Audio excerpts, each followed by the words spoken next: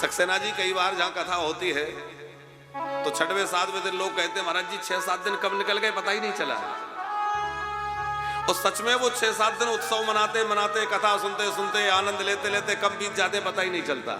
बार बार कथाएं कही और सुनी जाती हैं।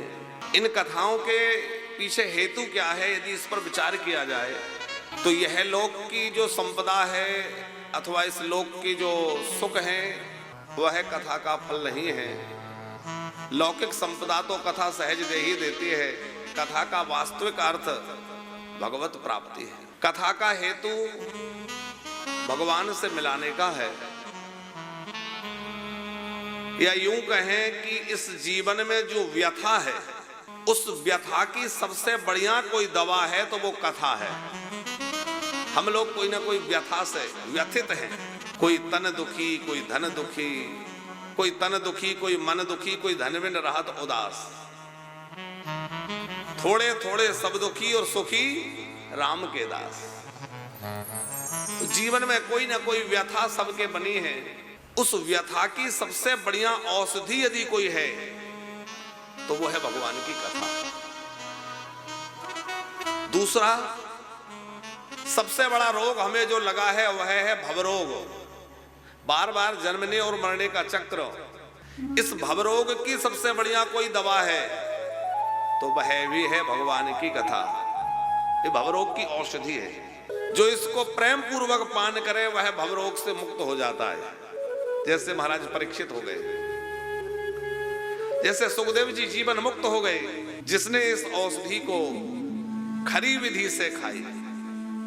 तो अंग पीड़ा उपजे नहीं महारोग मिट जाए। बोले महारोग क्या है? बोले जन्म मरण रूपी महारोग जो है यह महारोग यह औषधि समाप्त कर देगी। सब प्रकार के तापों का समन करने वाली भगवान की कथा है।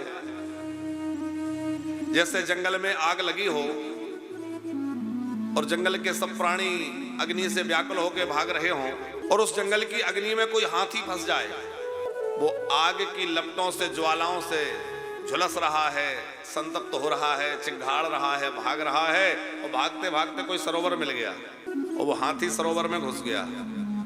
अब सरोवर के पानी में वो डूब गया, चाहे जितनी आग चारों ओर जलती रहे पर वो तो सरोवर के पानी में डूबा है, इसलिए उस अग्नि का ताप उसको नहीं तपा रहा है। उसी तरह हम लोग भी कथा रूपी सरोवर में गोता लगाए। चारों ओर दैहिक ताप, दैविक ताप, भौतिक ताप, तरह तरह के तापों से रात दिन हम जल रहे हैं। उन तापों की निवृत्ति के लिए क्या करें?